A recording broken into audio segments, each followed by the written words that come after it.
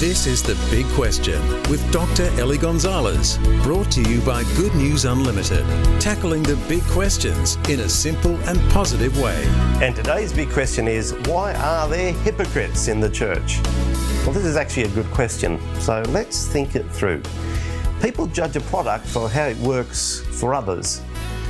If it works for them, then they'll want to try it for themselves. There are many people who have made the decision to reject Christianity because they don't like how it's worked for other people. Basically, they've met some supposed Christians who just aren't nice people. They're judgmental rather than accepting. They're rule-oriented rather than people-oriented. They're mean-spirited instead of generous. They're bitter instead of forgiving. They say one thing and do another. In short, they're hypocrites. And the fact that there are followers of Jesus who are like that is really tragic. However, you can't use the behaviour of some people to judge the truthfulness of Christianity. To put it plainly, just because some people are hypocrites doesn't mean that the Christian faith isn't true. It doesn't mean, that Jesus wasn't born in Bethlehem and that he didn't die and rise again. It doesn't mean that his claims aren't true. The Christian faith doesn't stand or fall on the behaviour of its followers. As a historically factual faith, it stands on the historical reality of the person, the life, the death and the resurrection of Jesus. That means that even if all the followers of Christianity were hypocrites, the Christian faith would still be true. Still, it's sometimes difficult for people to understand when so many supposed Christians don't show their Christianity in their lives.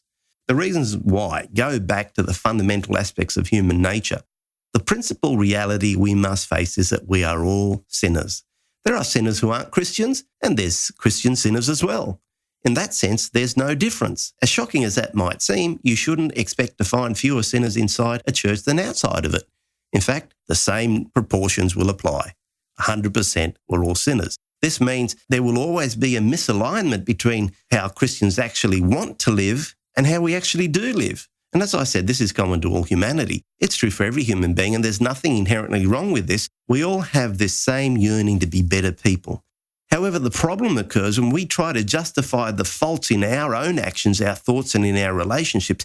And the more we try to do this, the more hypocritical we become. In the course of doing this, we also invariably relegate people to a lower status than ourselves. Look at him, look at her. They're worse than us. I'm better than them. Again, this isn't limited to only religious people.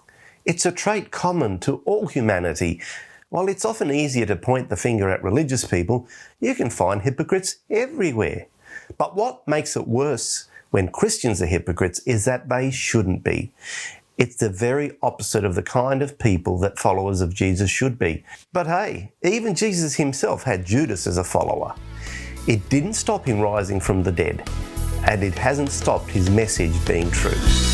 For more, contact goodnewsunlimited.com.